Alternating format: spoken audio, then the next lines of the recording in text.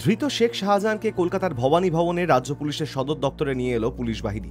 বসিরহাট আদালত থেকে সরাসরি সন্দেশখালী কাণ্ডে ধৃত তৃণমূল নেতাকে ভবানী ভবনে নিয়ে আসা হয়। সংবাদ মাধ্যমের চোখে ধুলো দিয়ে বসিরহাট থেকে বাসন্তী হাইওয়ে ধরে ঘটকপুকুর ভোজেরহাট পেরিয়ে সায়েন্স সিটি পেরিয়ে শাহজাহানকে কলকাতায় নিয়ে এসেছে পুলিশ। যেভাবে তাকে নিয়ে আসা হয়েছে তাতে স্পষ্ট যে ওই পরিকল্পনা আগে থেকেই করা হয়েছিল। গোটা রাস্তা কার্যত যানবাহন শূন্য করে দেওয়া হয়েছিল। এক প্রকার গ্রিন করিডোর গড়ে বিনা হইচইতে শাহজাহানকে নিয়ে ভবানী ভবনে পৌঁছয় রাজ্য পুলিশ।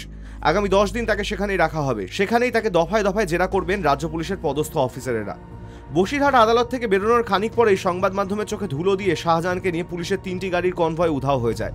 2টি সাদা ও একটি ধূসর রঙের 3টি এসইউভি। 3টির সামনে পিছনে পুলিশ লেখা স্টিকার রয়েছে। সাদা রঙের গাড়িটিতে ছিল ধৃত শাহজাহান, সেটির মাথায় ছিল নীলবাতি। শাহজাহানকে মাঝের আসনের মাঝখানে বসে রাখা হয়েছিল, তার দুপাশে ছিলেন পুলিশের ঊর্ধ্বধারী অফিসারেরা। কেন এমন করা হলো তা নিয়ে বিবিধ মতামত রয়েছে, তবে তার মধ্যে সত্যের সবচেয়ে কাছাকাছি হলো সংবাদ মাধ্যম এবং এলাকার লোকের নজরের বাইরে শাহজাহানকে রেখে নির্বিঘ্নে জেরা করা। যদিও বিরোধীরা ইতিমধ্যেই বলতে শুরু করেছেন যে সন্দেশখালী কাণ্ডের ধৃতকে এরপরে নাকি SSKM হাসপাতালে নিয়ে যাওয়া হবে। বস্তুত সেই মর্মে বুধবারও টুইট করেছিলেন বিরোধী দলনেতা শুভেন্দু অধিকারী।